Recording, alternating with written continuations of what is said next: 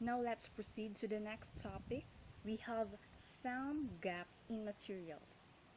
If the conclusions we have reached in this volume are correct, it implies that we have some fairly serious gaps in the materials. Before listing where we think these gaps are, let us first all note that these materials need to meet the same requirements that methods do. If materials are supposed to help students in language acquisition, they should either supply input that is comprehensible, interesting, relevant, and not grammatically sequenced themselves, or they should provide students with the means of obtaining such input. As we go forward, we will therefore focus on what sorts of materials need to develop to encourage acquisition. The new materials will be designed, we hope, to fill a basic need, which is helping beginning and intermediate students obtain comprehensible input outside the classroom. It is an obvious problem to foreign language students and especially crucial for students for exotic language. Students at beginning levels do not have the competence to engage the native speakers rather in conversation and has difficulties in understanding radio and TV using fluently the second language. Therefore, we need these materials, the materials that would bring students to the point where they can use in the outside world. The next one is pleasure reading meets the requirements to qualify as input for acquisition very well. The problem we have today is that readers designed for second language students do not meet these requirements. What is currently available is often not comprehensible.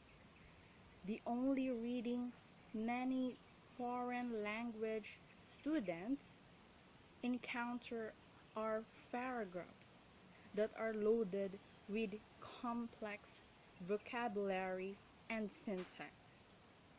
Writers are careful only to include syntax that the student is supposed to have studied or is currently learning.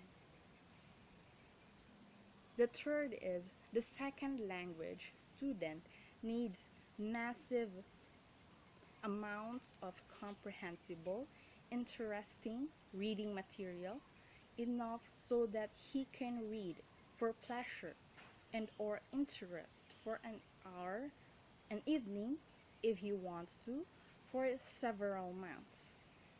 Some current texts are in the right direction, but they are flawed in several ways.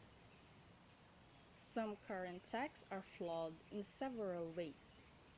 These are, now first, the use of exercises, questions, test students on content and drill them on the grammar and vocabulary use.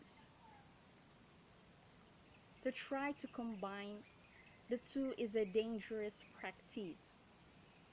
First, the necessity to answer content questions can ruin the pleasure for reading. Second, they encourage reading more for from and less for content.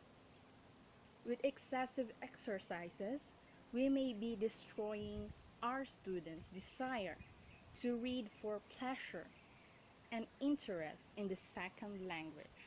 Current readers simply do not provide enough. Part of the problem is the inclusion of exercises, which take up valuable space.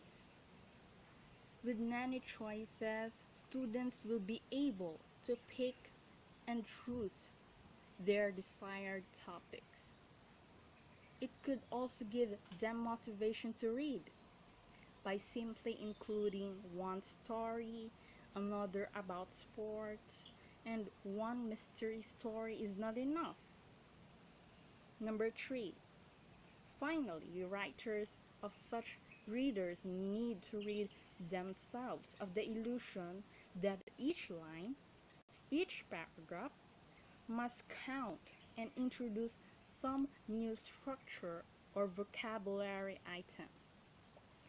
As emphasized many times in the book, such grammatical emphasis will seriously distort any attempt to write anything of interest from the writers and readers. We need to not worry about each line. If we provide enough comprehensible input, everything the student needs will be there.